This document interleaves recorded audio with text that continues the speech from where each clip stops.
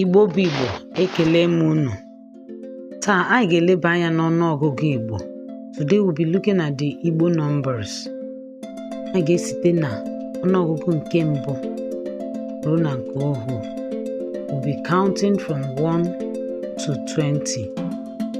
1 otu, 2 abụọ, 3 atọ, 4 anọ, 5 ise, 6 isii, 7 asaa, 8 asatọ, 9 itoolu maọbụ iteghete, 10 iri, 11 iri na otu, 12 iri na abụọ, 13 iri na atọ, 14 iri na anọ, 15 iri na ise, 16 iri na isii, 17 iri na asaa, 18 iri na asatọ, 19 iri na itoolu maọbụ iri na iteghete, 20 iri abụọ maọbụ ohu.